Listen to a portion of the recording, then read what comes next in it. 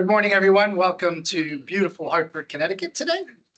Just some rules of the house. Make sure your cell phones are silenced. No one has pagers or beepers, so I don't have to worry about that anymore. If there's anyone in TV land, please make sure your computers are muted, but I don't see anyone. We have some people on the agenda for later on today. So let's begin with attendance and roll call, starting to my left.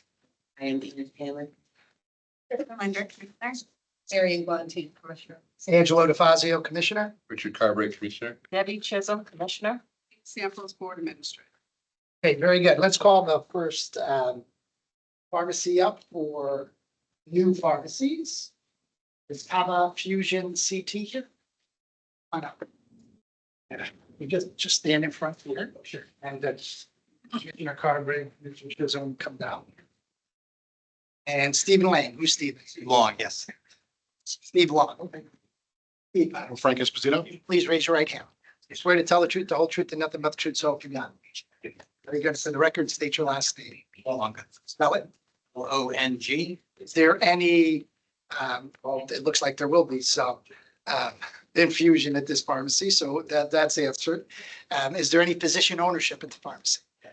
Is there any computer system or point of sale system that's going to sit outside of the demised approved pharmacy area that has HIPAA compliant information on it? Will there be a computer that in a non-licensed area? Yes. It's not good. All right. We'll discuss that with the commissioner. Yeah, I can address that. Absolutely. And you attest to me that you'll follow all local and state building codes. Absolutely. Let's see. We gotta do something about the light in there. It looks like I'm interrogating like Scotland Yard. Where were you on the night of the? No.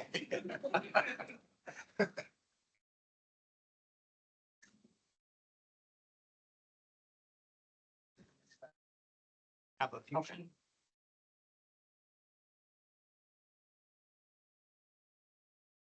Same thing.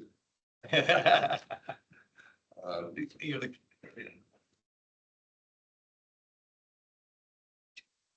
That's so. Basically, So public, yes. Or is this just now? Is this? this is new. Yeah, I'm just, This was the original key line for the pharmacy, for not pharmacy. Now you're doing. yeah, so It's the original line.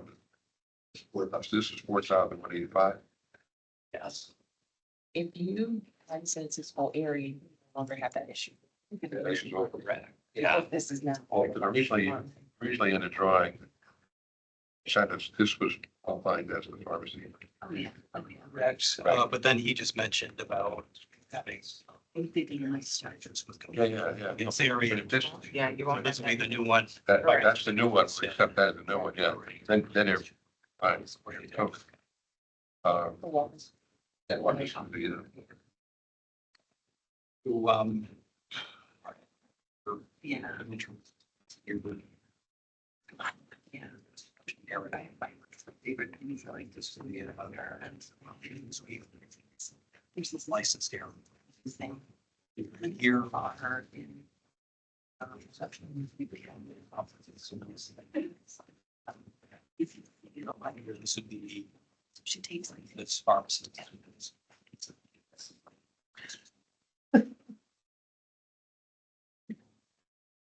The entrance into warehouse stock room.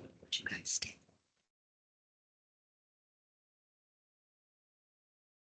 Supply storage. I think it's all that. We have a loading zone here. Here, their emergency exits only. So there's no on the outside. It's actually an open area. Area is a room that's not. I'm using it. It's a modular clean room. Years ago. So the one, actually, since the space is now stocked. It's,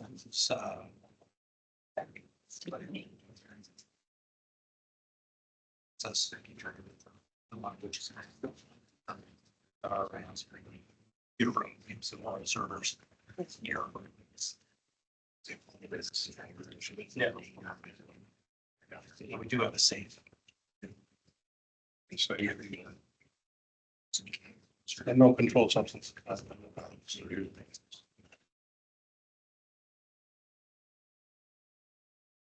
think of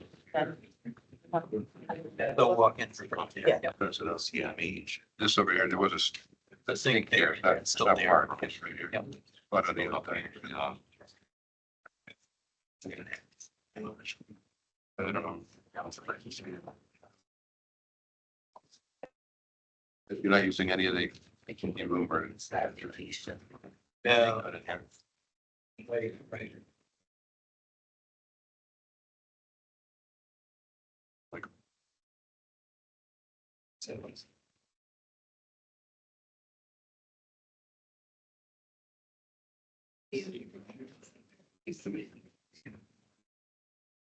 Yeah, that changes, that changes.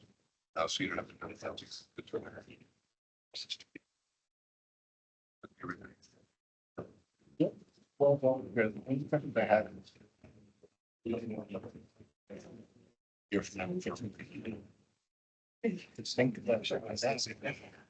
The legal requirement for the bank. Comes part of it. Have another sink outside of that. That's what I'm thinking. So that it would be accessible to people that are not counting and. Exactly. You're happy to win the argument there, so. Even better. You gotta share some of those profits there. Yeah.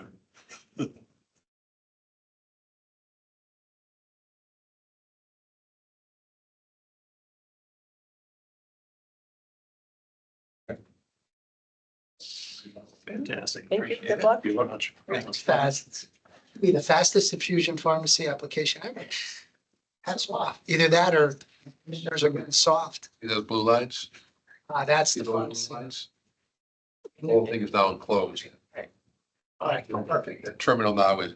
So the terminal is inside. Very good. Yeah, you understand, right? The HIPAA stuff. Services, especially in the infusion business, used to set up computers in an office somewhere else to do billing. But there's HIPAA compliant information on that, prescription. There's all patient specific stuff. That's kind of infusion. Are you gonna, Oh, yeah. it's all patient specific. 503. Okay, perfect. Yeah, just want to be sure. So that's why I asked that question, because upon inspection, we discovered. That's why I always ask. Absolutely. Thank you so much. Thank you, gentlemen. Next up in the gauntlet. CVS Pharmacy, DBA, CVS Pharmacy number 17918. CVS here? Target. Hello, CVS. Oh, Target. saw the routine. See, it's always great to go second. Connecticut's. Yes, doing business as. Ashley, you can come on. It's not an interrogation. Ashley, could you raise your right hand, please? Do you swear to tell the truth, the whole truth, and nothing but the truth, so help you God? I think The the record, other should you she's. state your name, and spell your last name? Tariana Gedge, you. So, go ahead. Very good. Will there be any infusion or compounding done at the pharmacy? Will there be any computer system or point of sale system that's going to sit outside of the licensed pharmacy area? You would attest to me that you will follow, well, CVS Corporation will follow. all the laws. And I know there's no position ownership, so have a seat. Thank you.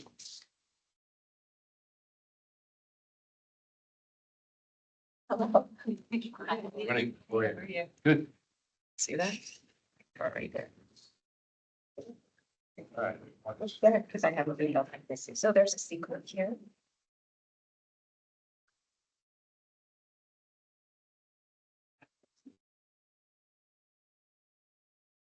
Large state here, and this is, yeah, large state. Yeah. Like a challenge. What's your question? Yeah.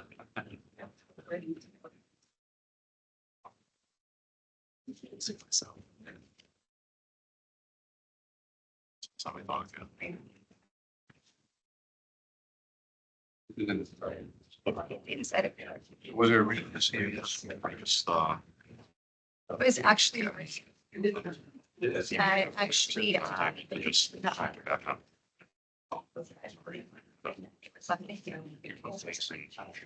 and I actually live in the town.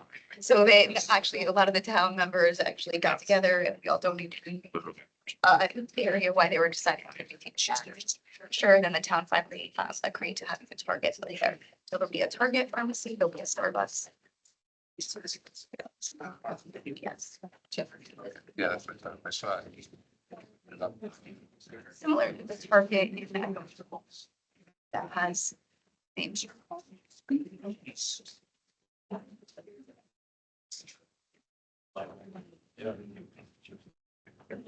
That was easy. Everything. PBS, Thank you. going into a Target. Good. Thank you. Simple. Thank you, thank you. All right, let's move on to pharmacy relocations. New Haven Pharmacy, Inc. Pharmacy in the house. Come on up.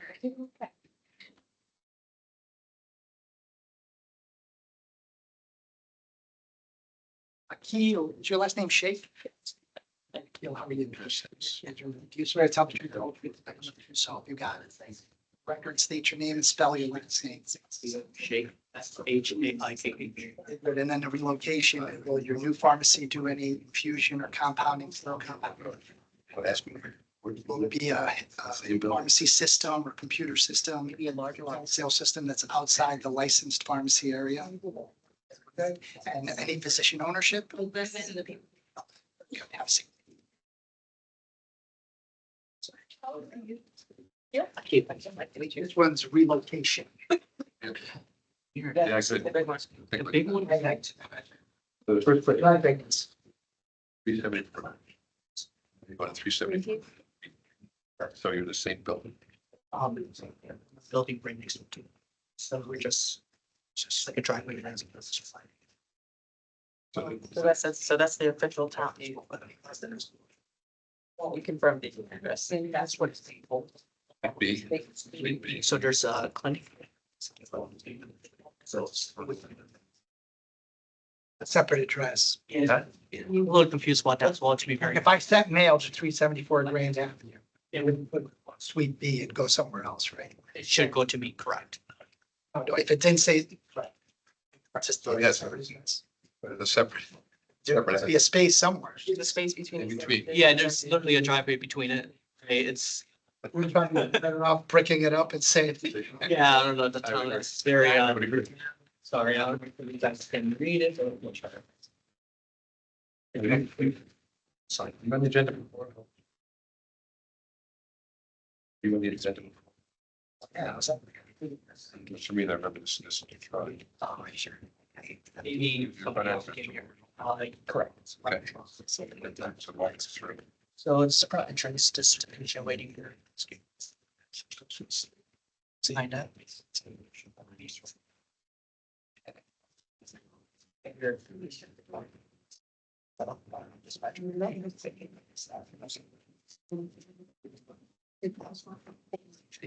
Here.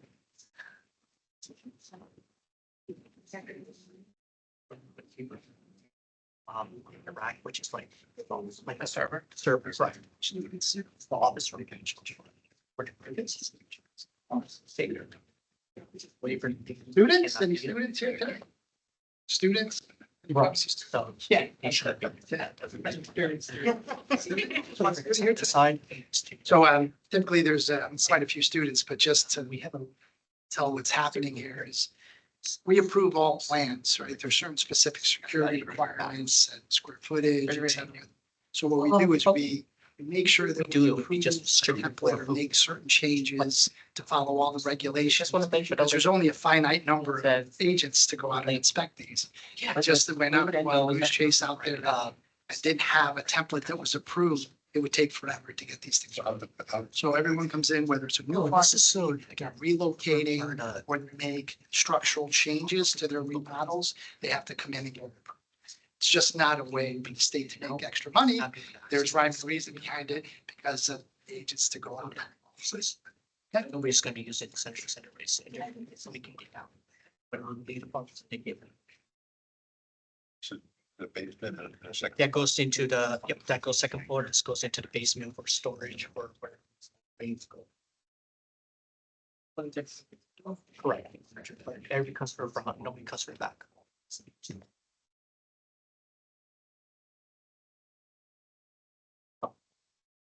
Yeah.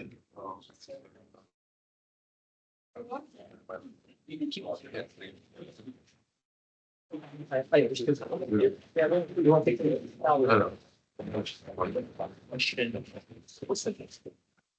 So the next step, you approve it, once we go through the form, it's an approve it, then Gina will sign an agent.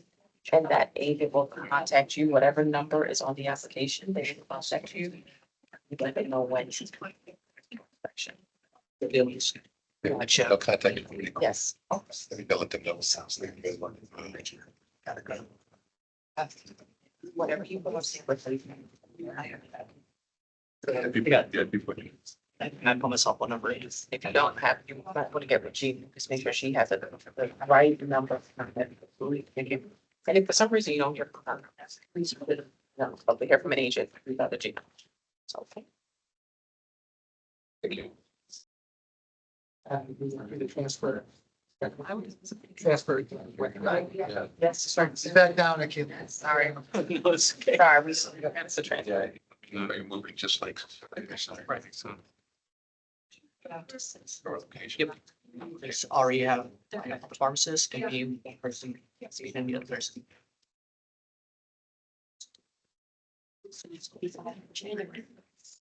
Up to. Be on the safe side, even though it's far away. Right, no, understandable. So I have to do the whole entire control inventory again, or is it just Schedules. All your schedules, right? control jobs. I can read just like the annual. And want a witness there, and then whoever does it on the other side, want a different witness. So just gonna be. You have them sign off. If you sign it, have the witness sign it that, yeah, that's what was in there, and you go to the new place and have a separate, a different person say, yeah, that one was in there. And it has to be a pharmacist, correct? Yes, has to. It's gonna be, there's gonna be, See, man, there's three of us technically. Okay. Three forms. Okay. Maybe somebody in the middle. Yeah. Correct, at in both locations. you're gonna do it after hours. Is the store gonna be closed for any period of time? No, Okay. I'm trying to do it during the weekend or I'll figure it But out. if you do have to close, make sure you notify the department. But thank you so much. Thank you. Ken. Very good. All right, well, you guys are fast today. Thank you. Pharmacy remodel. Costco, 324.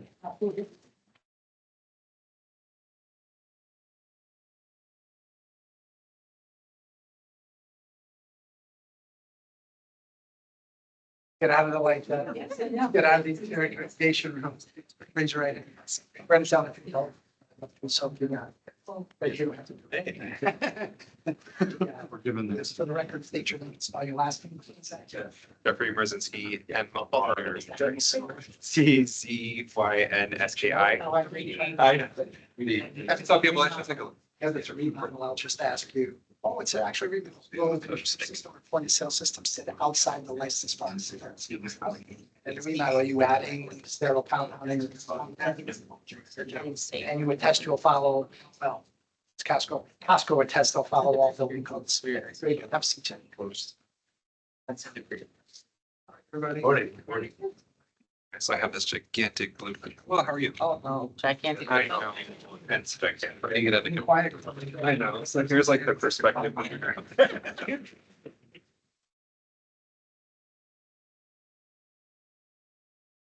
This is like the that's you guys.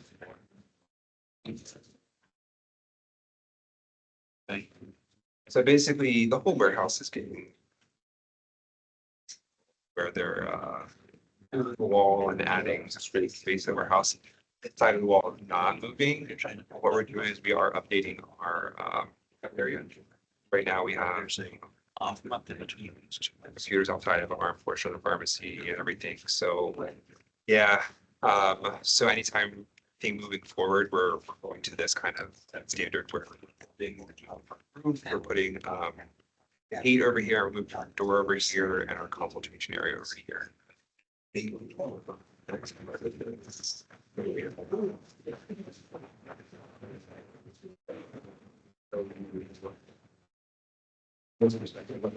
Going to look like right now, we have it where our we'll have the counter conduct here, we have like a little waiting area over here.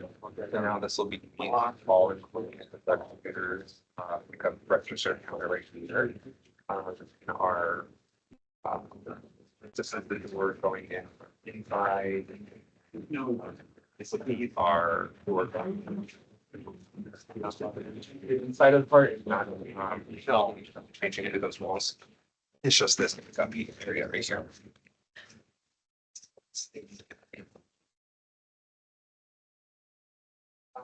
Yes, because this is all going to be armed portion of the pharmacy. There's currently it is.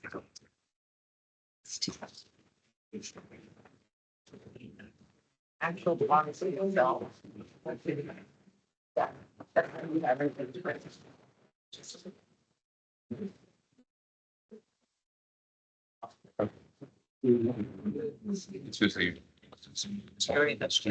Oh, and everything. Things hanging up.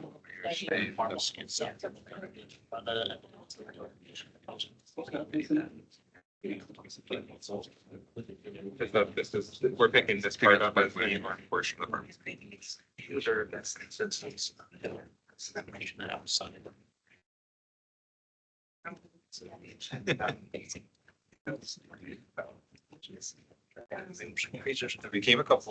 I came a couple months ago doing this same exact thing with our South Windsor location.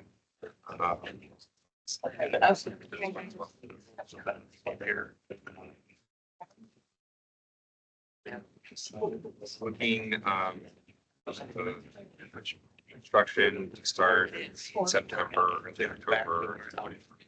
Just probably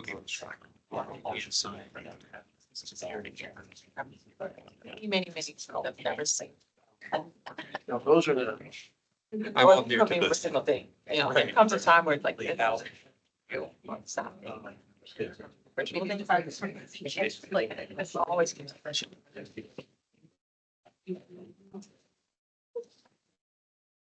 I don't think it's yellow. I don't. I think. Yeah, I don't think you need that. That's more of a. Yeah.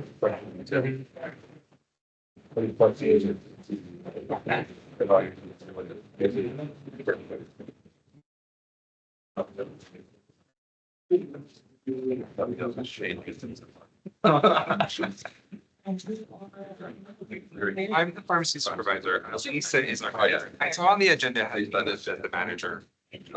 So, On the agenda. so please, manager, supervisor. Okay, so. No.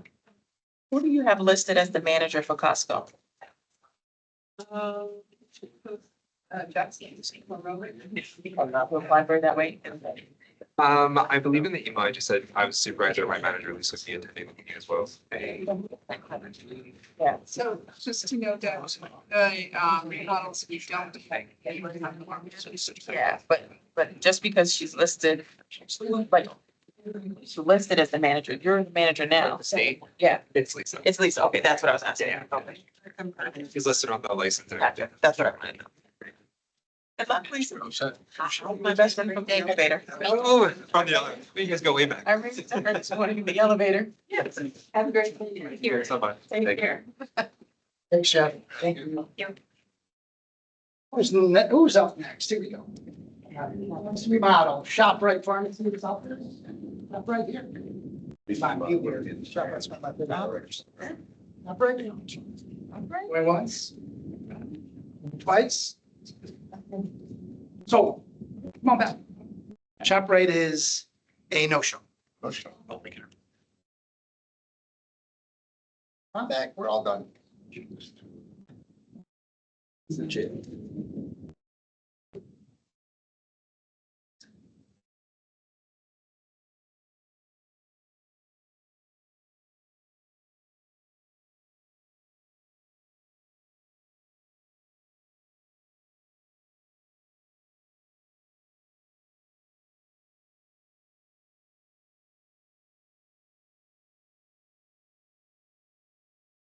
I'm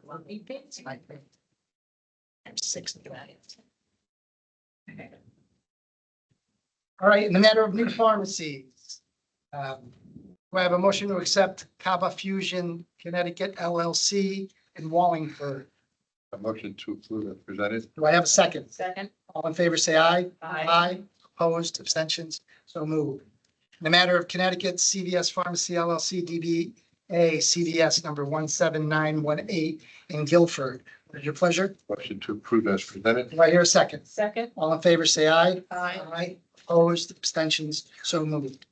The matter of pharmacy relocations, New Haven Pharmacy Inc., 374 Grand Avenue to 374 Grand Avenue, Suite B. What is your pleasure? Motion to approve as presented. Do I hear a second? Second. All in favor, say aye. Aye. Opposed, abstentions, so moved. Matter of pharmacy remodels, Costco number 32477 Connecticut Avenue, Norwalk, Connecticut. Do I have a motion to approve? Motion to approve as presented. Do I hear a second? Second. All in favor, say aye. Opposed, abstentions, so moved. In the matter of pharmacy remodel, ShopRite Pharmacy of Southbury was a no-show, and they'll have to appear next month. Very good. Okay, is Brett here? Introduce myself.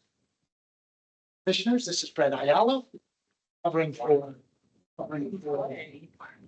Mike Lando. Brett, nice to meet you. Nice to meet you. How are you? Good, how are you? Okay, Esquire, how are you? Got I'm well. big shoes to fill, you know. I'm aware. That important. All right, why don't we start with case number 2023-1650. What can you tell us about this case, Brett? Sure. Thank you, Chairman, members of the commission. I'm Brett Aiello. It's a pleasure to be here today. Case number 2023-1650. Respondent is a Connecticut pharmacy investigated following a notification of a change of pharmacy manager. Department records indicated the manager listed on the notification was concurrently acting as manager of another location. It is alleged that the pharmacy did not contain a posting containing the manager's name, failed to have a pharmacy manager for approximately 44 days, failed to immediately notify the Commission of Pharmacy when a manager discontinued management of the pharmacy. There is a proposed resolution in this case. Council for Drug Control proposes a settlement in which respondents shall pay a voluntary monetary payment amount of $1,000, which has been paid. Heard what's before the commission. Do you have any questions for Attorney Ayala? Hearing none, I'll accept a motion to accept. Do I have a second? All in favor, say aye. Opposed, abstentions, so moved. Let's go to case number 2023-1931. What can you tell us about this one? Sure, and just briefly on that last one, I would note there is no history of related enforcement action on that. Very good. 2023-1931 responded as a Connecticut pharmacy investigated following a routine compliance inspection. It is alleged that this pharmacy failed to maintain signed pharmacy technician training records, require pharmacy technicians to wear name tags, failed to maintain a written vaccine administration protocol, failed to adequately maintain a logbook of controlled substance dispensations, adequate perpetual inventory, ensure all drugs were adequately labeled, and maintain the entire premises in an orderly fashion. There is a proposed resolution in this case, in Council for Drug Control, that's proposed a settlement in which respondents shall pay a voluntary monetary payment of $4,000, which has been paid. Additionally, respondents shall comply with all laws related to closures and related notifications. Sounds like this pharmacy was allergic to a pen, Attorney Ayala. Didn't write anything down. Any questions for Attorney Ayala? Hearing none, I'll accept the motion to accept the present as presented. I hear a second. Second. All in favor, say aye. Opposed, abstentions, so moved. We've got quite a few of them here, Attorney Ayala. Case number 2024. Moved into a new year. 933. What can you tell us about this case, sir? Sure. So respondent is a Connecticut pharmacy investigated following a routine compliance inspection. It is alleged that the pharmacy failed to keep the lock of a safe used for storage of controlled substances in good working order. and as a result, failed to store all controlled substances in such a manner as to prevent theft or diversion. With a proposed resolution in this case, Council for Drug Control proposes a settlement in which respondent shall pay a voluntary monetary payment of $1,000. I note it has been paid, and I would note there is, council sees no history of any related enforcement action at the pharmacy. What's before the commission? Do I have a motion to accept? Do I hear a second? All in favor, say aye. Aye. Abstentions? Opposed, abstentions, so moved. Case number 2024-2210.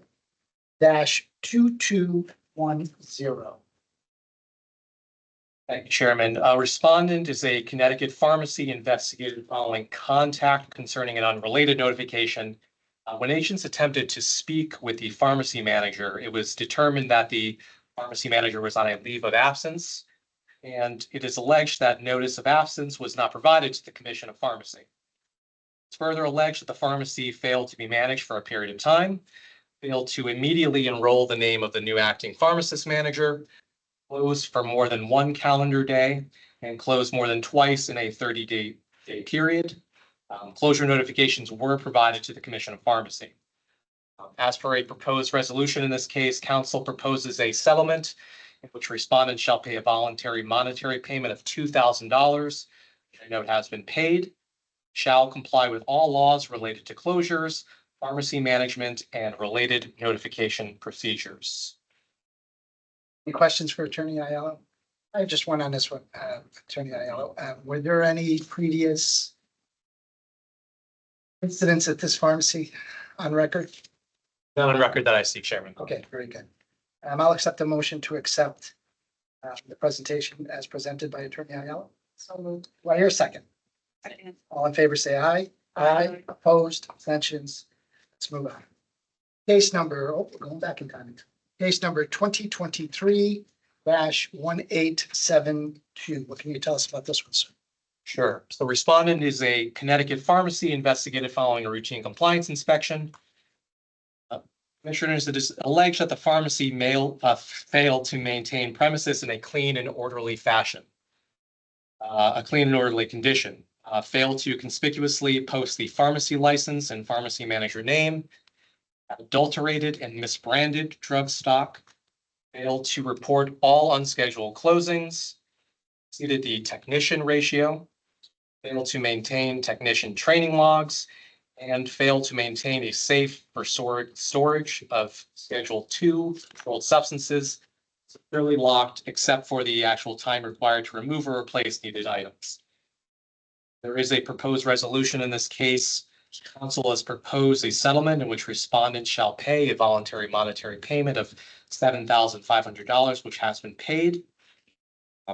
Respondent shall comply with all laws related to closures, a pharmacy manager, and related notifications. I'd also note, commissioners, that respondent shall be issued a letter of reprimand in this case.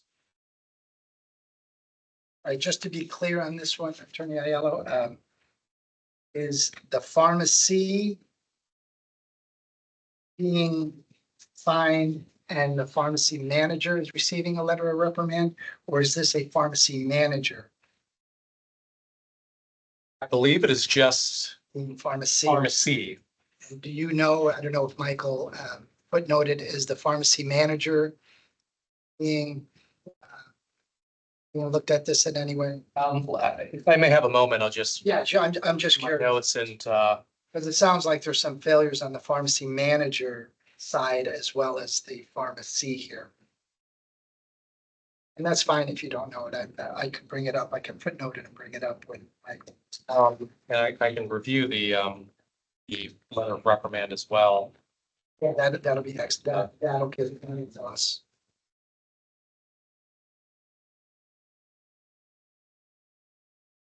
It appears to just be the pharmacy, The pharmacy. Okay, so I'm unaware of any I action appreciate you. taken against the pharmacy. Sure. Okay, you heard the matter before the commission. Any other questions for Attorney Aiello? I would just note, Chairman, briefly, I did, not sure far back, if you're interested, but I did note a prior 2022 action, enforcement action, which was resolved with a settlement agreement. There were a number of allegations contained in that settlement. I just would note one of them was the failure to the allegation that the pharmacy was closed more than twice in a 30-day period. So just a related enforcement action Unfortunately, ago that unfortunately, we've heard that one quite often. Yeah, unfortunately. Any questions for Attorney Item? Hearing none, I'll accept the motion to accept as presented. I hear a motion. So moved. Do I hear a second? Second. All in favor, say aye. Aye. Opposed, abstentions. And as for the last case, we're going to table that till next month. Take another look at that and table that for next month. Any statistics or that you can share with us? So my understanding in discussion with Attorney Ando, as far as what's on the horizon are a couple of cases with routine compliance inspections that went poorly, one of which is against a pharmacy manager. There are a couple of first-time errors. And one case involving an out-of-state wholesaler. Have any further detail on that, but that's what this commission can expect the upcoming months. Very good. Painless, attorney. Painless. Yeah, I told you it was painless. And I'm Chairman, you can speak more eloquently on this than I can, but Speak eloquently. just say I can speak. Attorney Ando wanted me to just give a reminder, especially if there are first-time pharmacy managers here today, about the Haven program resource. So I would just note that and speak in greater detail on it than I could, but just wanted to throw that out there. Thank you. And may I approach with the settlement agreements and that last one that has the letter left.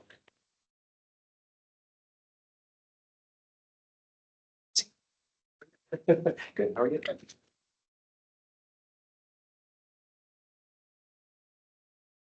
I'll sit back. Where is? That's not it.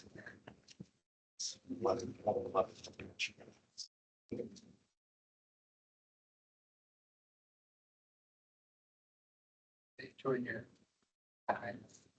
You like it? It's really different, isn't it? What we're doing? God, Yeah. it's a prosecutor. Criminal prosecutor. In this world. It is. Must have been an intern. In some respects, this is maybe a I little. went from taking prescriptions to finding prescriptions.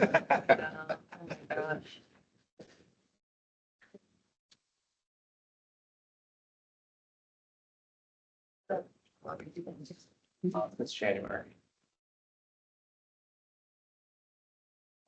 Friendly. Yeah, we're in. That's what I've heard.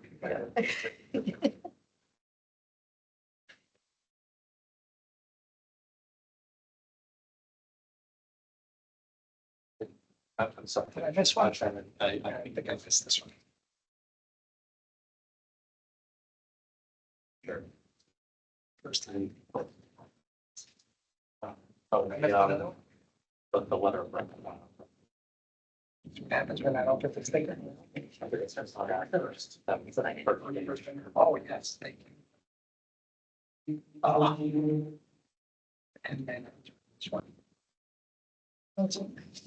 Back. Came back. It's 10 came out of my stars. And not ink, it's invisible. Thank you, sir. Thank you very much. Cheryl. Okay, Thank sure, you. Thank you.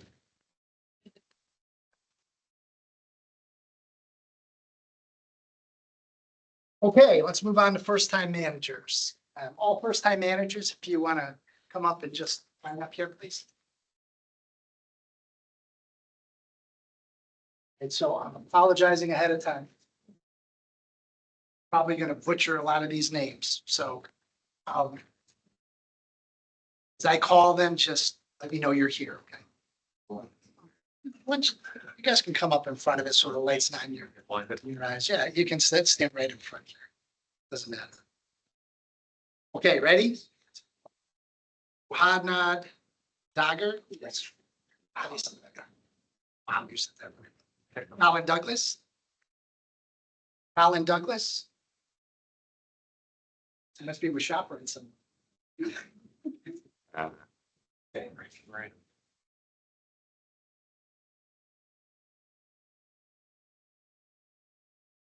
Egon Gilani. There, Very good. What nationality is that? Albania, Slovenian. pretty going Jelani, but yeah, close enough. Tirana? Actually Kosovo. Oh, Yeah. Kosovo. Taylor Jean Guillon. Je parle un peu le français, je l'étudie dans l'école. Beatrice and, is it Menhort? Menhort? Beatrice? Beatrice and Colin must be got together. an email from her. She's stepped down. She's not gonna be taking the manager. Oh. Thank you.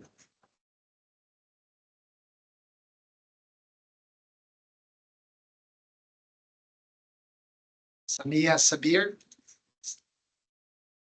Sabir.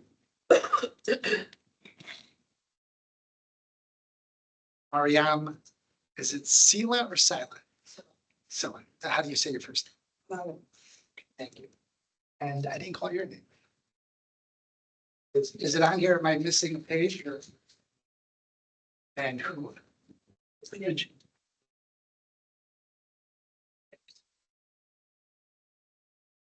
When did you email?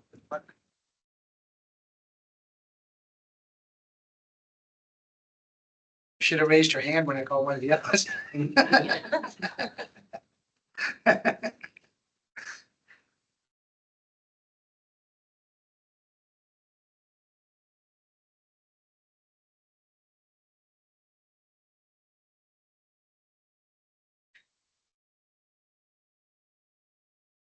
Last name.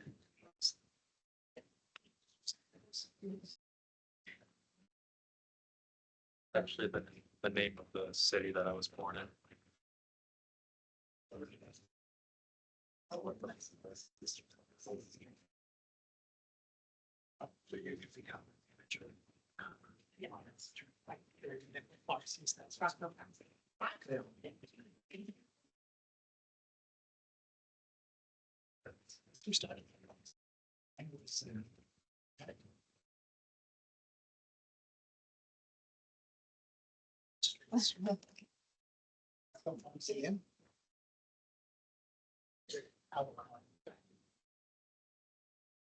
Okay. Probably wondering why we call you, we're one of the few commissions that actually calls our first-time managers up front. One of the first things I did when I became chairman a few years ago was I put the legal cases before the pharmacy managers. Because I wanted you to hear some of the pitfalls. And ironically, many of the fines and cases that came before us today are things that I go over. And I thought it was important as a first-time manager to understand the responsibility that you have being a manager. There's a reason why there's a category called the pharmacy manager, and there's a reason why there's a staff pharmacist position. You're in charge of the licensed pharmacy. Now, in a big box store, which probably most of you are going to work for, that typically is just a prescription department. But for independent pharmacies like I owned and Rick owned, it was a whole pharmacy. So you're even responsible for the front end, so, and one of the things that's become very clear after all these years of practicing pharmacy, and this board is probably joined, it's, pharmacy experience, is that a good pharmacy manager who's efficient creates a really good work environment and things go smooth. We all know how tough the work environment is in pharmacy. It's incredibly difficult, but the pharmacy manager can make it a little easier by running a smooth and efficient operation. Okay, so I'm just going to go over a few of the things that I see very often, in particular when it comes to inspection. I can't possibly go over everything. So you're all going to attest to me that you're going to go on the Connecticut.gov website. Under drug control, there's a fantastic FAQ section on first-time managers, and look at all those and go over some of the manager's responsibilities. But we're going to go over some common items that are fun. How many hours per week do you have minimum for a pharmacy manager? 35 is correct. During COVID, and we find sometimes pharmacies that are having trouble with labor, that the pharmacy managers that are less than 35 hours a week. It has to be 35 hours a week. So if you work for a supervisor or someone that asks you to be the pharmacy manager, but you're only on the schedule for 20 hours a week or 30 hours a week, that's not going to. License expirations, just a little trick of the trade. We used an old time calendar, but today everything's digital. Make sure your technicians' licenses are all in date. Make sure your pharmacist licenses are in date. If you have pharmacists working for you or with you, make sure they renew their licenses on time. Make sure they do their CEs. It's really, I know it sounds simple, but trust me, every year we have people that didn't do their CEs, forget to renew their licenses, and they're asking for them. So pharmacy, just keep track of all the expiration dates on your licenses. You heard today before us tech ratios were found. What are the tech ratios? 1-2, or 3-1 if nationally certified, or 4-1 between the months of September 1st and October 1st and March 31st. If that technician is certified for immunization, you can go to a 4-1 ratio. Also make sure that your clerks are registered. We have a clerk registration. Don't play the game of he's a clerk one day, she's a clerk one day, the one day they're a tech, whatever. Make sure they're all have their name tags on. And because the day that you call a clerk up to help you in the back because you're so busy is the day a drug control agent walks in the store. Diversion. We don't want to talk about diversion, but it happens. If there's medicine missing, how long do you have to put it? 48 hours. 72. I like 48. Stick with that. Can't be late that way. As you heard, and I know of other cases that are going to come before us, sometimes they don't get reported. The reason why it's important to report it, even if it's one tablet, is that if you have to go backwards and try to put the puzzle together, if you wait 6 months to report it or something happens, it's very difficult to go back in time if you just spend 10,000 tablets. So if there's something missing, make sure you report it within 72 hours to the department. One of the things we did at our pharmacies is the same person that ordered the medication was not the same person that checked it in. And when the wholesalers come in, I know you're really busy, but we've had this happen where it's the wholesaler's word against the pharmacist word on whether or not that product was in that tote. You don't have to check all those medications, but if you break away and you want to check or have a pharmacist double check that controlled tote comes in separately, check that controlled tote before the driver drives away, just to make sure what's in there is supposed to be. PMP, make sure you check your PMP when you need to. Make sure your diabetic products are coded correctly, that they get reported to PMP. It's really important. I know we've had some issues with diabetic products that now have to go through the PMP program. And that's in case someone needs insulin or strips or something and the pharmacy's closed. They can pick it up at another pharmacy without a prescription, and the PMP will tell the pharmacy what product they're taking. Misfills. We don't like to talk about them, but they happen. So unfortunately, if there is a misfill, fill out the paperwork. Don't sweep it under a rug, because 6 months from now, an attorney will call the department or something will happen and you'll have to explain that misfill. And if you don't have a quality report with it, it's going to be your word against theirs. Fill it out. I always tell the story in my pharmacies I had where we never went out, but as we checked, we'd catch these near misses, and it was always the same technician. Well, they were dyslexic. We didn't know that until we caught all those. So one of the things, if you could, you should really keep track of your near misses, because your near misses will tell you that maybe there's a weak link, maybe the product isn't in the right place on the shelf. You may have to separate things. Ours was Xanax and Zantac. We're always confused. They're right next to each other. And those were always, so I took the Z and I put in the letter A, so it couldn't be there anymore. So very simple, and fixed it, and we made sure that the dyslexic technician didn't fill scripts. They went to the register.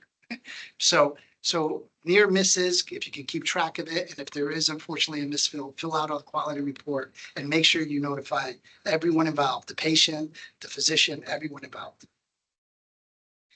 As you saw, I can't believe I have to say this, but it's happened. If a drug control agent comes into your store, you have to let them in. You have to let them into the pharmacy department. Now, ask for identification. You can't possibly know all our agents. Ask for identification, but once they verify they are who they are, you must let them in. You can't say, well, can you come back tomorrow? Or I need to call my supervisor to let you in. You must let them. Early closings, unfortunately, that's become a very popular subject to the commission. It's up to you to report early closings. Don't trust a supervisor, an owner, a district manager. If there's going to be an early closing, report it. Do yourself a favor, report it. If you're not going to be there for X number of days, or the pharmacy is going to be closed for X number of days, make sure you report it. Leave it a chance that your boss or your company is going to do that for you. And with that in light, also, when you leave, you saw what happened today. A pharmacist was listed at 2 different sites and they had to pay a fine. If you do leave your company, make sure you tell the department you're no longer the pharmacy manager there. Because if it's on record, you may still be responsible for that pharmacy and you're not there anymore. So if somebody does something like you saw the fine, that they didn't have a pharmacy manager for weeks, but the other one was still listed because no one ever reported. So if you do leave or you get another job, please tell the department that you're at that new location. Pharmacy tech manual, the tech manual, as you saw today, a pharmacy was fined because they didn't keep it up. You know, it's kind of gets out of your head sometimes, but with all the digital reminders that are out there, make sure you keep that up to date, at least once a year, once a quarter, at least to try to do our quarter. But do make sure you go and you keep your pharmacy tech training manual up to date. Make sure you use your controlled stickers for all opioids. The Commission of Pharmacy, the Connecticut Pharmacy Association would love to sell you some. They sell them over there. They would love to sell you some.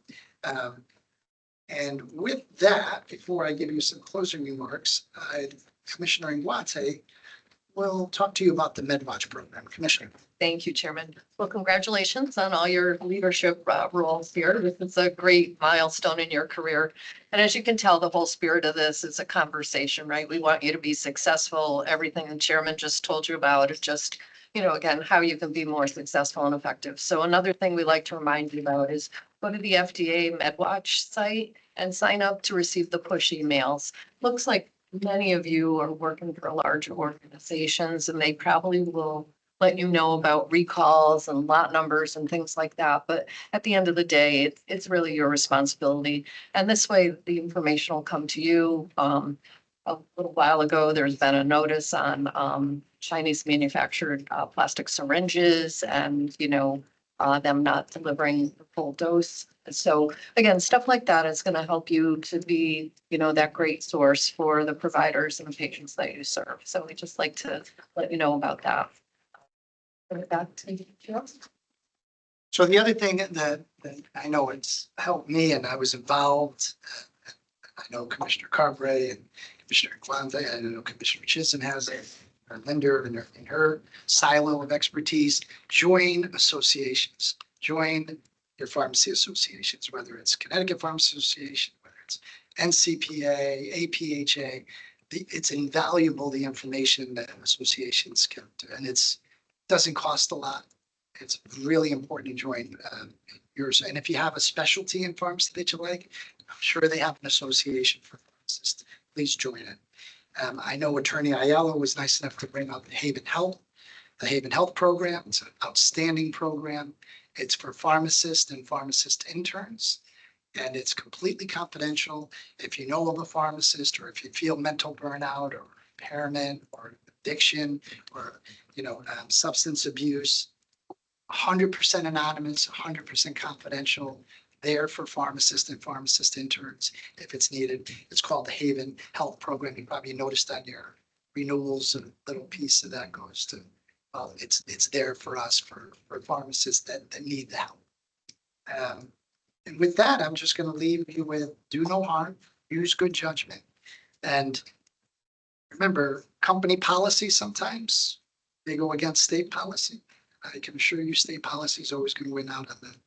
We're not here for punishments. We're not punitive. We're here to help you succeed. And so with that, any questions? Any questions? If you ask a question, I'll call your company for a raise. Any questions? No? What's an example of one of those situations that you just mentioned where policy and state? No, I can only speak, I'm not going to speak to who did this or who does this, but I know sometimes in the independent world, an owner may ask a pharmacist to do something that they don't feel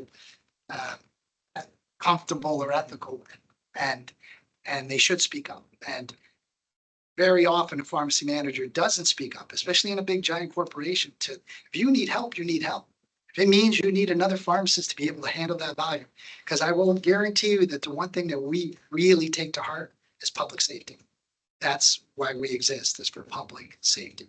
And if you're being overwhelmed or you think there's a process in place that isn't working properly or is putting patients at risk, you gotta say something. Or call the department, call one of us. We have a lot of experience here. So that's what when I say that, that's what I'm getting at. Is if you don't feel comfortable with something, it's up to you to say something or change the process. An email address for this? Oh, look at me, this is good. 2 questions. I didn't hear you. What is, Is there an email address for this, please? you can get us through Gina. Okay. Yeah, very good. Mr. Chairman. Yes. And Commissioner Chisholm. can I just expand on that a little bit too? Especially if you're working for a larger organization, sometimes they may not realize that their company policy, because their company policy is spread across many states. And they may not realize some, specifics for the state of Connecticut. And so their larger company policy may not align with the state. So that's on you now to know state policy and regulations and alert them. So sometimes it could be this ignorance of, higher up, and sometimes be nefarious. So just want to elaborate on that a little bit. Thank you, Commissioner Chisholm. Anything else, commissioners? Wishing. Sure. Oh, this is great. Triple header today. That's a hat trick in I hockey, was by the gonna way. say. Yes, go ahead. So I'm asking if it ever happened, if it hasn't happened, just tell me what you're gonna do in that situation. So sometimes we don't have enough staff. So if you call the board for report that, oh, I work with one of them today instead of 1 to 2 per year. No, so those are maximum numbers. You don't have to, you can work alone without a tech. I know, but if we're really short staffed, and then it becomes a huge. And then you call the state. What can you? Well, no, we're not employers and we don't get involved in employee contracts. You should go to your employer and say, hey, this isn't cutting it. I need help. So that's up to you and your employer. That's the limit. I didn't hear you. I'm sorry. That's the limit. A limit? I don't understand like when we should refer it to the boss and then when we should refer to the state. Is there safety involved? Yes. Well, if your employer isn't responding and you believe that public safety is at risk because of the environment you're in, you can report it to us, but we can't force an employer to give you more tax. We can't force an employer to give you more. Or I would tell you that's a hostile environment. Get the hell out. That's what I would tell you. But I'm bringing it up because if you come before the board, unfortunately, if something happens, you say we were just too busy. You've heard that excuse before. And then we say, did you say anything? And if they say, yeah, I have written documentation that I wrote 10 times, well, now your case is a little stronger for us. But if you don't, or said, no, I didn't say anything because I didn't want to get retaliated against, can't help you then. So my point is that it's up to you to make sure that your environment and your process is working for you. Okay. Good questions to all of you. You all get a raise today. Any other questions? Have a great day. Thank you. Thank you. Okay.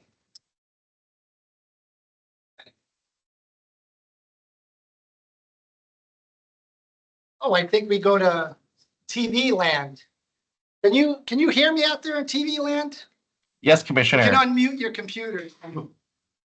Yes, Commissioner. Yes, Commissioner. Yes. Okay, this is a request for electronic data intermediary. This is Dr. First Inc. Thank you very much for the presentation that you sent the commissioners. I'm sure they had a lot of time to look at this. Will there be a speaker? Will one of you be speaking? I need to swear you in. Yes, Commissioner. My name is And Nick who is Barger. that? My name is Nick Barger, and I'll be speaking on behalf of Dr. First. No? Are you muted? Who's the snowboarder? Look at that. That's Nick Barger, Commissioner. Can you hear me? Commissioner, can you hear me? Okay, can't hear any of them. I can hear Hold you, on a Nick. second. You can hear me? Okay. Yeah, it might be on the board's end. She's right there. She's behind the post. Commissioner, are you able to hear us? Can someone try speaking now?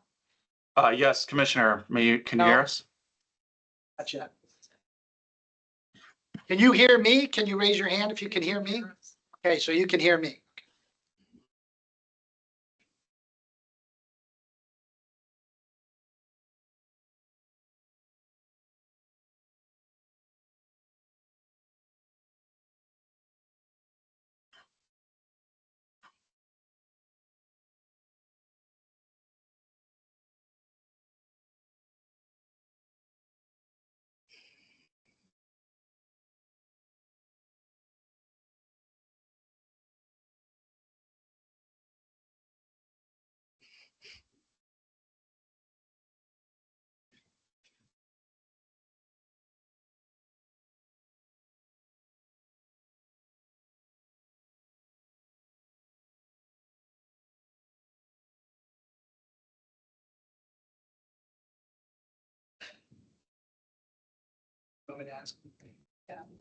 Could someone try now Yes, to say Commissioner. testing? Testing, can you hear me? Oh. Can you hear me, Commissioner? Testing. I'll hold up cue cards. Test. How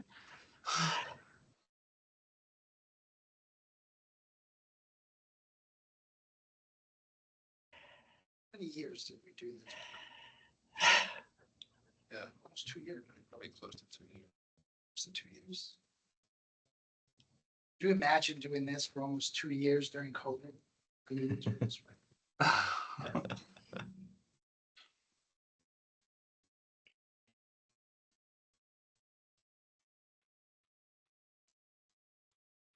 We're trying, hold tight.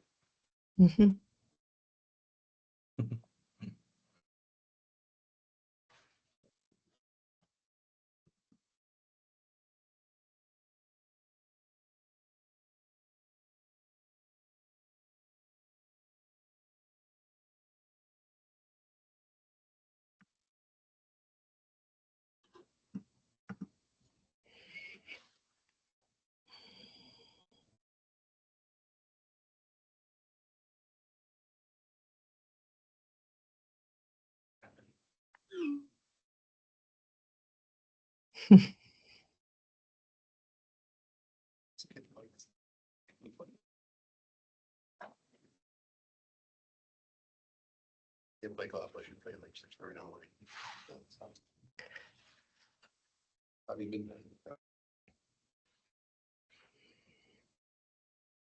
Then we're getting out of here. Yeah.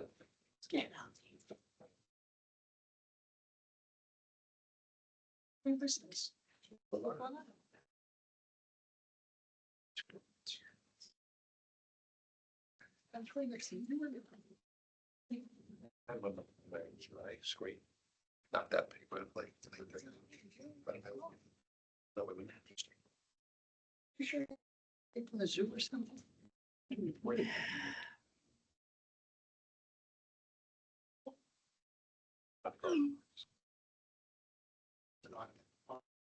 He's there. That's how it's Gator ball. You get out of here.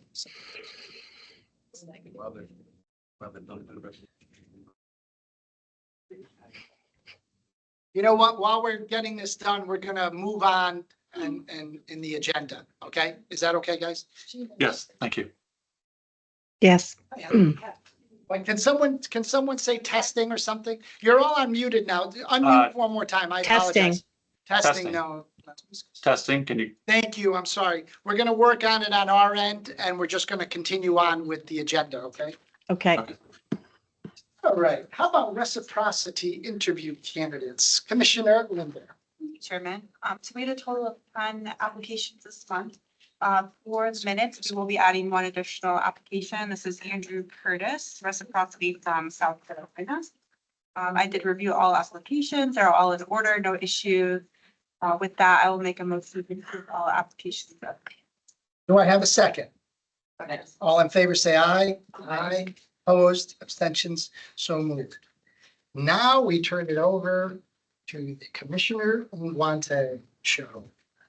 Let's start with the request for a new non-resident pharmacy applications. Commissioner Nguante. Thank you, Chairman. You all received my detailed report in the packet that Gina sent out. For the new applications, we now have the updated online application in use, and you'll notice there are only a few denials. Again, due to additional information the applicants neglected to supply. But we have quite a few more approvals, and it seems like the changes to the application are effective, and we're able to approve more of the applications. Hey, technology's working. So that's it for the new non-residents. So go step by step. Yeah, yeah. All right, I'll accept the motion for the new non-resident pharmacy applications as presented by Commissioner Nguante. Do I hear a second? Second. All in favor, say aye. Aye. Opposed, abstentions, so moved. Now, non-resident applications with additional information. These were applications that were denied previously and now have come back with additional information. Commissioner Nguante. Thank you, Chairman. Again, in the detailed report that you received by email, you'll see the additional information that each pharmacy applicant provided. And based on that, all of these are now complete and accurate. And 100% of them, we are recommending that we approve. Fantastic. You heard what's before the commission. Do I have a motion to accept Commissioner Nguante's report? Do I hear a second? All in favor, say aye. Aye. Opposed, abstentions. So moved. Very good. How are we doing there, IT department? Our IT techs are coming down. They're coming up. Could you hold tight just for a few more minutes? Thanks. Listen, if we can't get through to them, it's not their fault. Right, so I think what we'll do is talk amongst ourselves, and then you can email them some questions satisfactorily through those questions. Send it to us and we'll get this. It's not their fault. Our system's not working right.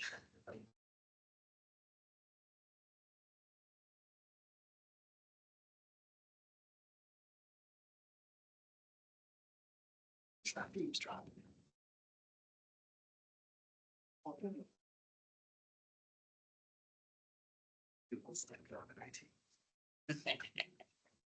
you don't want them to.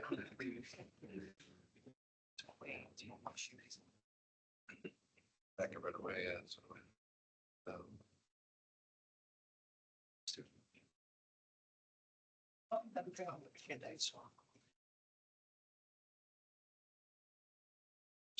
Can someone unmute for me, please? And give it a test. Test. Test, Yeah. Test. test. Thank you. We're still working on it. Okay. Hmm.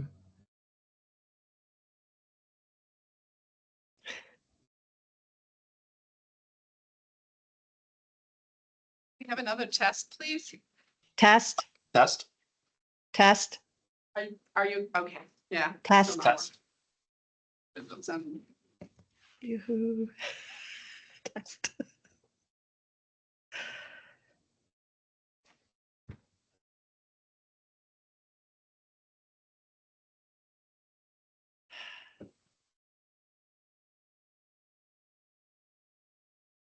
Exactly.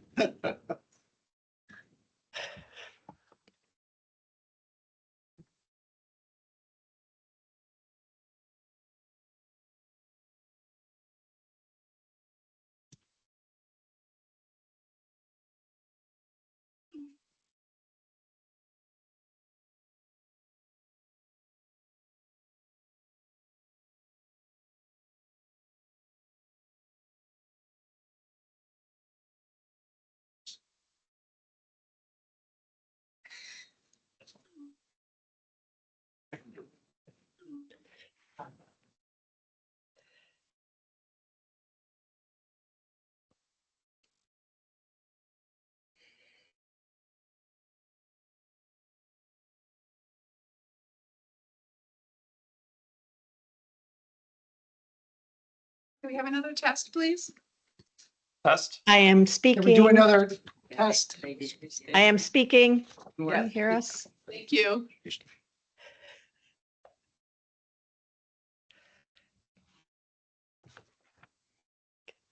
Do that backwards. Cups on the Dixie cups on the strings. License. Yes.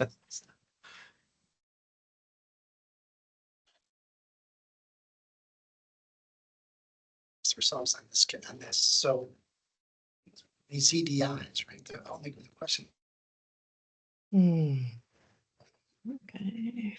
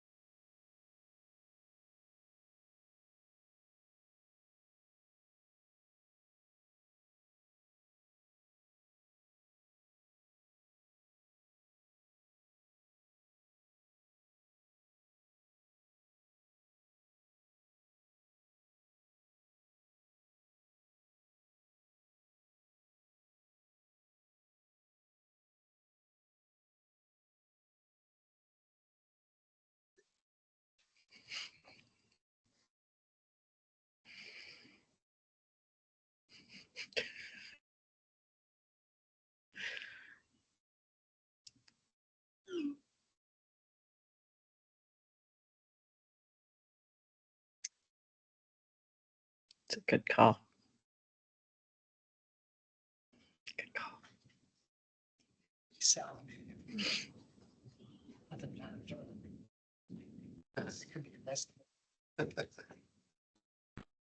So we're going to did you reboot already?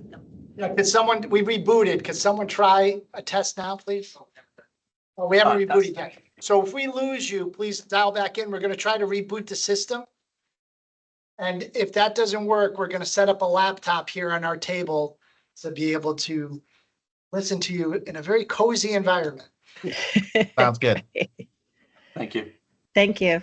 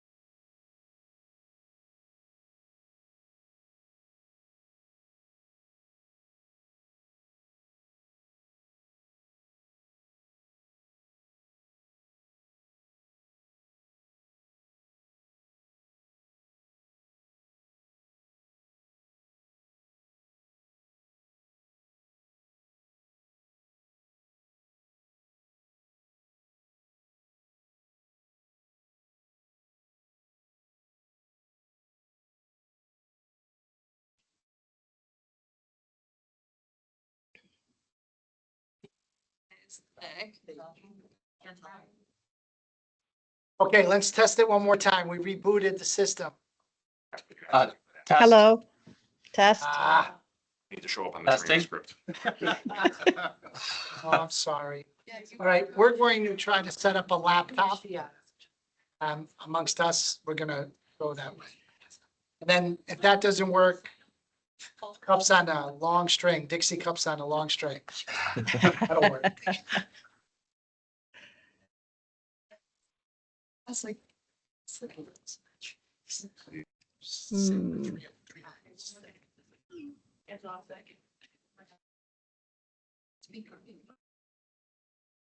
All right, one more time. Test. Test, Oh, test. that's it. I'm not gonna do that to you again. I apologize. So it's still on mine, just entered. Want to just be hard phone.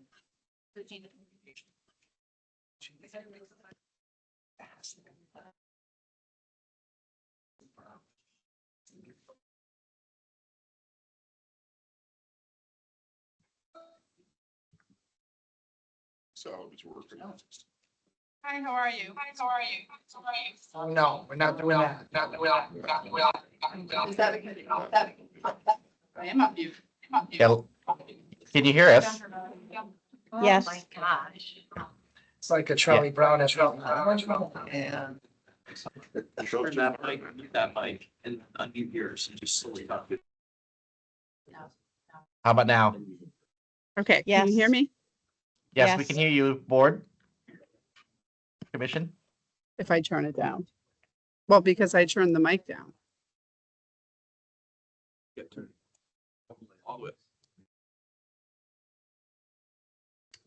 Hi, can you hear me better? Yes, can you hear us? Yes. Okay, thank you. So Excellent. I'm going to bring you over to the commissioners. We're on our laptop now. Apologize for the technical this morning. No worries at all. We see you moving over to the commission. All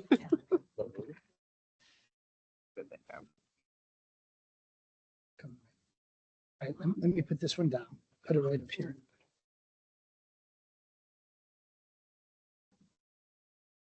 I don't know if they can see us. Yeah, they can. Can you hear me okay? Yes. Yes, Yes. Commissioner. Hey, that's great.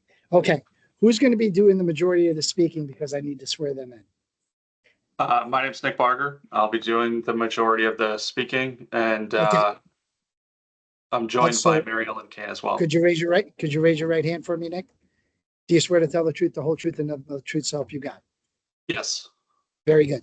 All right. So for EDIs, those come before the Commission of Pharmacy here.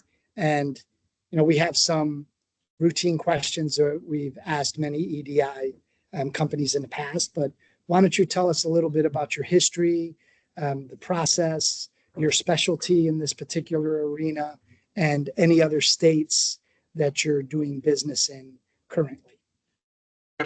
Thank you for the opportunity to be in front of the board today. My name is Nick Barger. I am a pharmacist by training.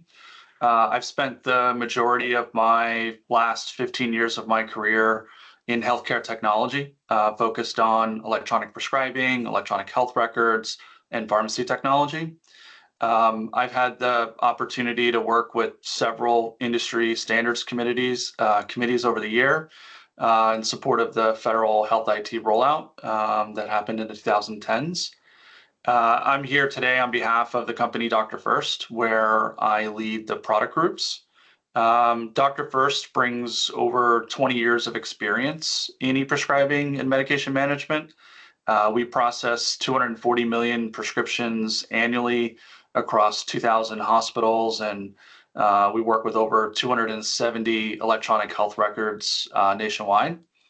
We have a history of being a pioneer in the e-prescribing industry. For example, we collaborated with the DEA back in 2008 to launch the first electronic prescribing for controlled substances solution in the US. That early work was backed by Health and Human Services and AHRQ, and it was conducted under a DEA waiver, which eventually led to helping inform the DEA's national framework that was released back in 2010.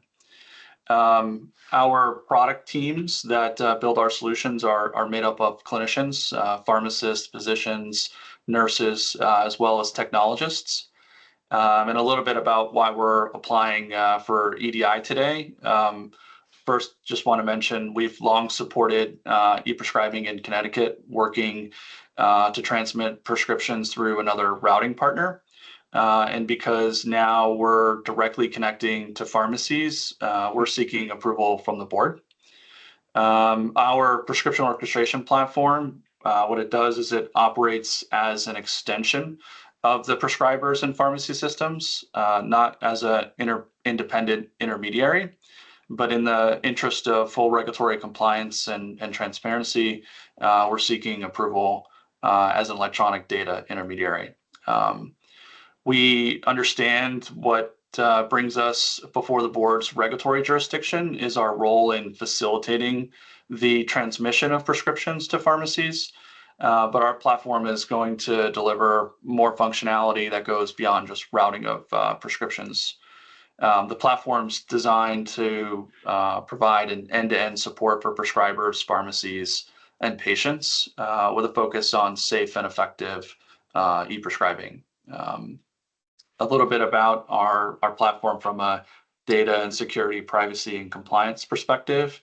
We're certified and aligned to SOC, HITRUST.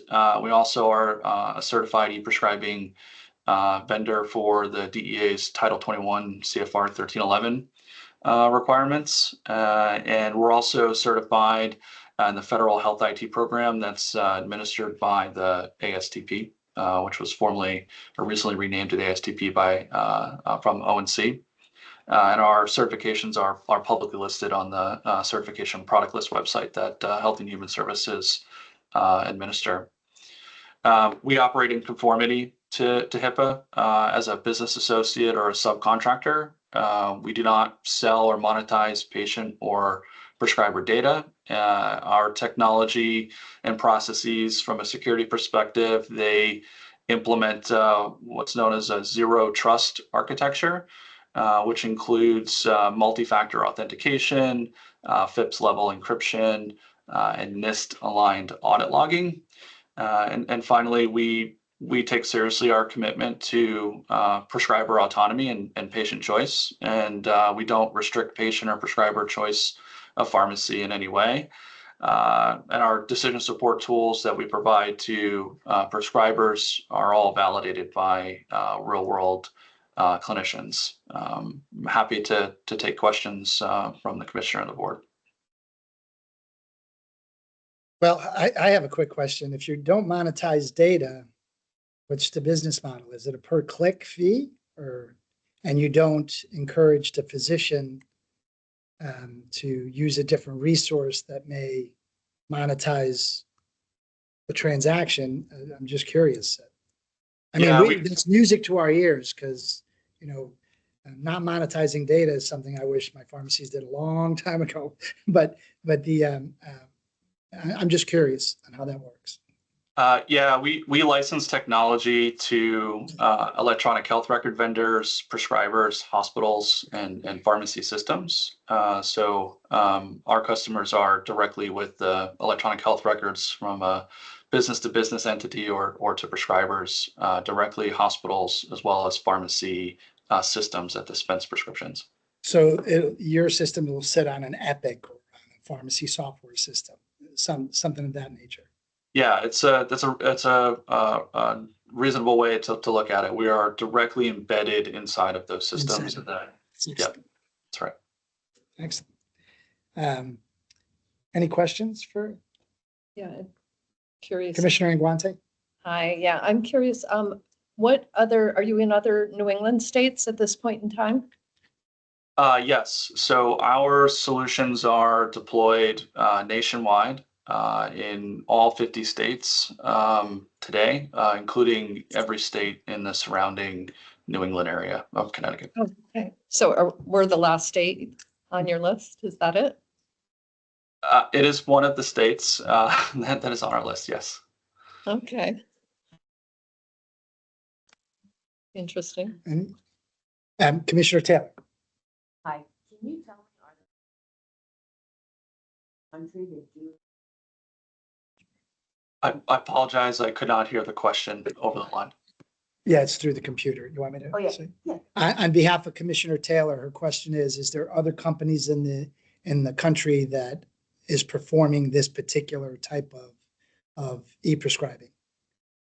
Yes, there are other companies that provide the same types of solutions that we do in the market. Our solution focuses on patient safety and prescription quality. So Nick, another question I have is, in our state here, we have physicians that are licensed but have lost or voluntarily given up their controlled substance license. How will your system filter that? How do you get into our system to see whether or not the physician is even allowed to write for that product or that controlled substance?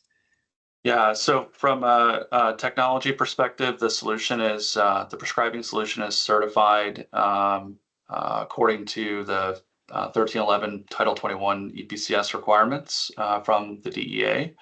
And as a part of the certification requirements out of the DEA, there's a process of identity proofing and verification. So all prescribers that are connected go through an identity proofing process. That process is actually more stringent than currently what is in the DEA regulations today. And then as part of the e-prescribing solution, the DEA requires the administration of what's known as logical access controls, which require the prescriber who is being authorized to transmit controlled substance prescriptions to be approved to be able to be turned on to be able to transmit those prescriptions. So identity proofing happens before they're on their network. And then as a part of the identity proofing process for controlled substance, they are issued what's known as like a second factor credential. That is used to digitally sign an electronic prescription. Then the prescription is digitally signed and transmitted to the pharmacies. When a prescriber has, according to the DEA regulations, they have responsibility for safekeeping things like their second factor authentication credential. And then there is a process by which they are removed from being allowed to create a controlled substance prescription. And they do that through that process of the logical access controls, which is administered either at a health system or in an individual practice with their IT teams.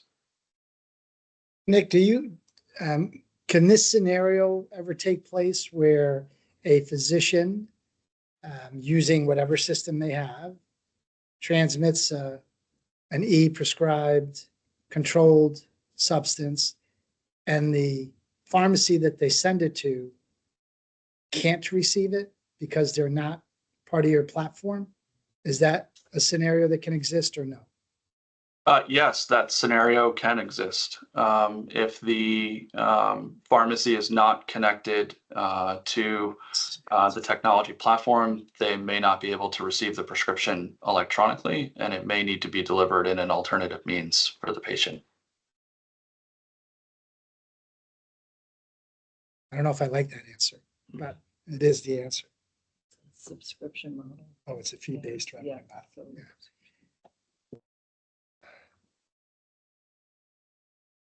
Okay. And if it was a multiple choice question and you had to answer, what percentage of pharmacies do you think in the state of Connecticut, just for fun, if you had to throw it out, are not able to accept a prescription on your platform? What would your answer be? As a point of clarification, so to answer the question, we believe that the majority of pharmacies that have an electronic system are able to receive a prescription from us. I was answering the question in the event that a pharmacy did not have a technology solution that could Okay. connect. But the So majority of it- pharmacies, yeah. I just want to make sure, I owned independent pharmacies that I can see the chains are probably very compliant, but there was an independent or a small regional chain who used a particular software vendor, and that software vendor didn't license with you, would that patient who shops that particular pharmacy be locked out of the e-prescribing in that case? No, so today, we are connected to, another intermediary, with the ability to route prescriptions electronically to those pharmacies. Yeah, okay, good. I just wanted to make sure for access purposes and continuity of care, I wanted to make sure that wasn't going to be an issue. Any other questions for Nick or doctors first? You have any questions of us, Nick? I don't have any questions for you, but thank you for allowing us the opportunity to talk with you today, and we look forward to the next steps from the board. Hearing no other questions, I will accept a motion to accept the presentation and accept Doctors First in the state of Connecticut. Do I have a motion to accept? So moved. Do I hear a second? All in favor, say aye. Aye. Opposed, abstention, so moved. Thank you very much for putting up with the technical difficulty. Our pleasure. We had an EDI issue on our end. I apologize. Thank you. Thank you very much. Thank All right, have a you. great day. Thanks. Thank A great you. job explaining it. Thank you. Thank you. Okay, Gina, you can have your technology back. Before I accept a motion on the minutes, then the meeting, Nathan Tinker's here, the executive director of the Connecticut Pharmacists Association. There's a very special date and event in history for the Connecticut Pharmacists Association, and I'd like Nathan to tell us about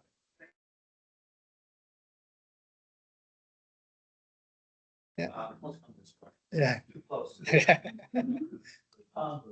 actually celebrating our 100th foundation this year. Founded in 1875 by a couple of pharmacists on their way back from the ACHA meeting in Boston, sitting on a train from New Haven. They said we need a state association. We're actually the second state association found. New Jersey was number one, and then Connecticut was number two. It's amazing. Somewhat interestingly, we actually founded the commission. They did. 1889, CPA said we need some self-regulation in the state. We need to know who's a pharmacist and who is not, and why a pharmacist is a pharmacist and someone else is not. And so we founded the commission, and for over 40 years, CPA actually ran the commission before it was handed over to the Department of Consumer Protection in the early 1950s. So it's a great opportunity for our state to celebrate pharmacy in the state, to celebrate pharmacists in the state. We're very happy to have some great sponsors behind us, including CVS Health, Walgreens, Buchanan, Ingersoll, and a number of the other organizations that support. We hope you'll take part, and we're going to have some of our panelists here speaking at the event as well, and it'll be a great time. September 17th is the date at the St. Clements Castle, overlooking the lovely Connecticut River in Portland, Connecticut. We hope you join us. For more information, go to cpa150.org, cpa150.org, information, registration, etc. Thank you. Thank you. Okay. Hopefully everyone had a chance to take a look at the minutes for April. If there's any questions, omissions, corrections, hearing none, I'll accept a motion to accept the minutes of last month. Right here, second. All in favor, say aye. Aye. Motion for adjournment? I'll second it. All in favor, say aye. Aye. Opposed, abstentions. Thank you, guys. Thank you very much. Have a great day. Thank you, Gina. Technology wise. So We you have to swipe.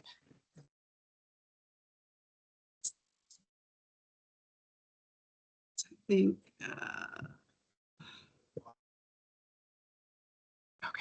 good.